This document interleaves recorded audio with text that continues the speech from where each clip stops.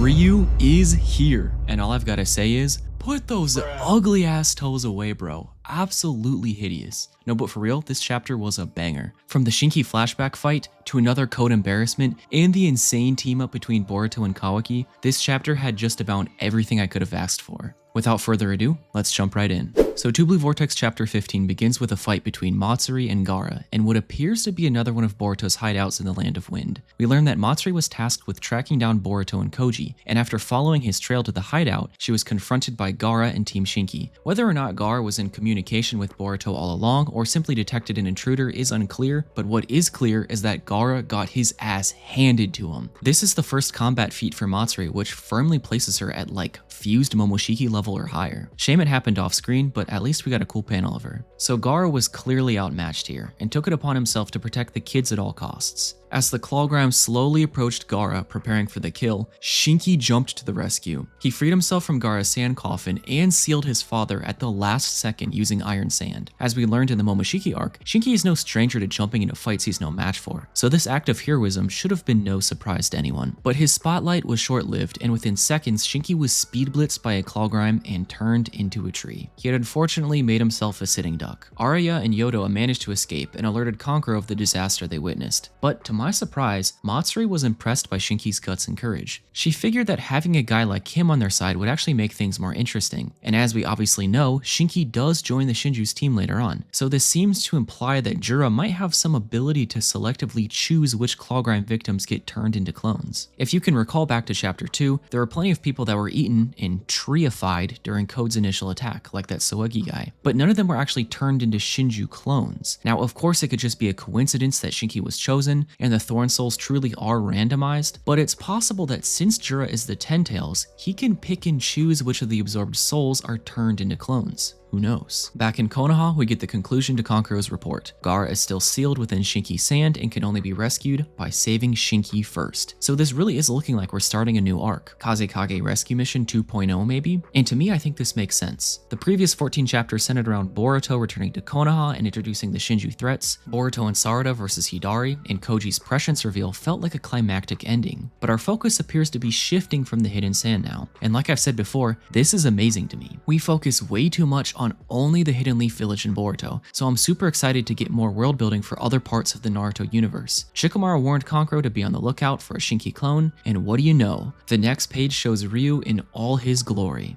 Well, from the ankles up. And right off the bat, I've got to say that I love Ryu's personality here. He refers to Jura as senpai and kind of reminds me of Toby in a way. Not as dramatically of course, but I can clearly see that he seems different from the rest of the more stoic Shinju. He exclaims that he's taken a liking to Jura and immediately senses Code's presence within their hideout, quickly establishing his role in the group. And would you believe it or not, our Lord and Savior Code has made his return again. Jura was calm and collected, introducing Code to the group and telling everyone that they owed him a bit of gratitude. He was responsible for their existence after all. Code being Code, he decided that the best course of action would be to complain to Jura that they weren't obeying his orders. He only wanted the Ten Tails to devour an Otsutsuki and bear a chakra fruit so he could eat it, but the Shinju had put that instinctual priority on hold. In fact, Jura just simply mocked him, wondering what would happen if they ate the chakra fruit instead. This whole interaction was just so funny to me. It's clear how much more aura Jura possesses, even in the presence of someone like Code, who's supposed to have eclipsed Jigen in power. Like, Jura couldn't give less of a shit about Code, but yet was still incredibly respectful about it. Code's dumbass decided to attack Jura head-on through a claw mark, and Jura literally proceeded to slice his arm off. Absolutely brutal. I'm happy to see a bit of gore back in Boruto again too. Code started screaming in pain as Jura just continued monologuing about how much gratitude he had towards him.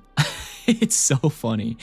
I mean, it's just embarrassing at this point. Code's reputation can't take another hit, or I'm never taking him seriously again. He's gotta have a humiliation kink of some sort, because this dude continues catching L's and defeats in just about every single page he's on in this manga. Jura's got him looking like a Sasuke wannabe with one eye and one arm now. They're twins. If you guys go way back to the oldest videos on my channel, you'll see that I was joking about Code being trash years ago. It's just crazy to me how nothing's changed since then. I don't know how many more body parts he has to lose before he gets it through his skull that he's not him. But Code's plot armor is no joke, so Ikemoto has to be cooking something for him in his future. But before letting Code part ways, Jura tasked him with a new mission. The absolute aura this man possesses. He figured that since Code's life was quote-unquote lacking in excitement, he'd grant him a new job, the assassination of Boruto and Kashin Koji. In exchange for killing them, Jura promised Code the chakra fruit, once he ate Notsutsuki of course. Code was pissed, and Momoshiki even laughed at his pitiful existence, but in the end, he accepted the offer. "The last laugh belongs to me," he exclaimed before escaping. So, not much has really changed here since Code was planning on killing Boruto anyways, and we've already seen him fail that mission horrendously before, but hey, maybe he's got a new plan now. We can't count Code out of the fight just yet. With Code now gone, Ryo was given permission to kill him the next time he made an appearance. But even more importantly, it was time for him to choose his target. And just as I predicted,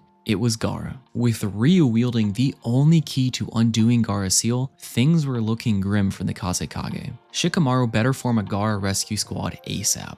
And finally, to wrap up this chapter, we got undoubtedly the best interaction between Boruto and Kawaki in the time skip so far. With Boruto now free from Konoha and resting on Naruto's monument, Kawaki confronted him again. Having learned that Boruto chose not to rat him out, he wasn't looking for a fight. Instead, Kawaki wanted answers, and Boruto was fine with talking. He explained that exposing Kawaki would cause too much confusion in Konoha, and could split apart the otherwise unified village he held so dear. He'd rather bear the fate of being a traitor and murderer than destroy the peace of the Hidden Leaf Village. My boy was acting just like Itachi did all those years ago. Such a cool callback. And even further, he explained that he couldn't control his karma anymore. When Sasuke was attacked by Code years ago, Boruto unleashed his karma for the first time since he left the village, and it resulted in him being fully taken over by Momoshiki. In other words, his karma was now a trigger for bringing Momoshiki out entirely, and he's been forced to stop using it completely ever since. So our condition for Boroshiki making a comeback is now clear. Boruto just has to trigger his karma to bring him out, and Kawaki appears to have full control over it via resonance. Even worse, Boruto explained that besides that incident, Momoshiki has been completely silent in his consciousness. That guy has got to be plotting something insanely evil in the shadows. Silent for 3 years? That's insane. Having witnessed Kawaki's clear stunted growth since the time skip, Boruto decided to let him in on a secret. A secret involving Amado. Kawaki had a limiter placed on him, just like Code. His attack power, defense, and healing abilities were all naturally far greater than what he currently possessed. Koji must have leaked that information to Boruto, and Boruto thought it was only right to share it with Kawaki. Sure enough, Amado was watching all along, through the lens of Kawaki's eyes, and he was already onto Koji's existence. Recalling the toad he found after Koji's supposed death, paired with Boruto's knowledge of top-secret Gaara information, one thing was obvious to him now. Kashin Koji was alive and helping Boruto. Boruto stood up, and Kawaki exclaimed his iconic one-liner. Otsutsuki are the root of all evil and should be eliminated without a trace, him and Boruto included. But they agreed that a new threat had taken priority now, the Shinju. With Boruto and Kawaki having been overpowered by Jura in one way or another, they realized that fighting him alone was no longer an option. And with that, the duo was back. Hatred aside,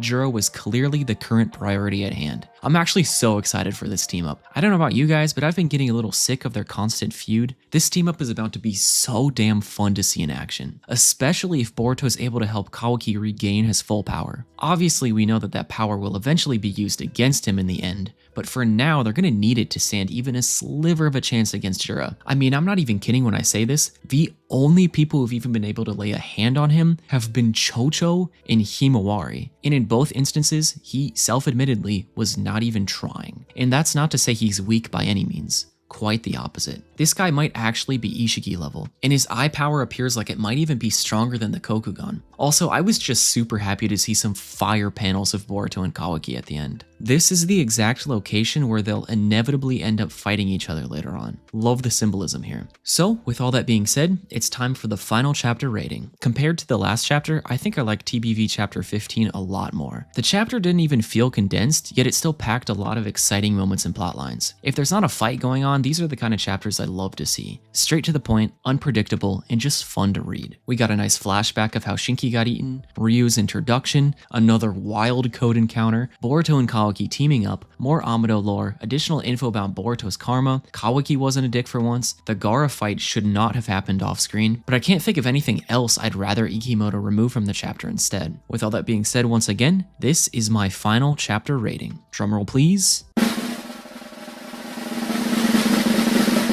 I give this chapter an 8 out of 10. Really enjoyed this one, and honestly I'm thinking of doing a Tulu Vortex chapter ranking at this point. There's now enough chapters to make a video that's probably worthwhile. Anyways, thank you guys so much for watching. Make sure to smash the like button down below if you enjoyed, subscribe if you're new, and I'll see you next time.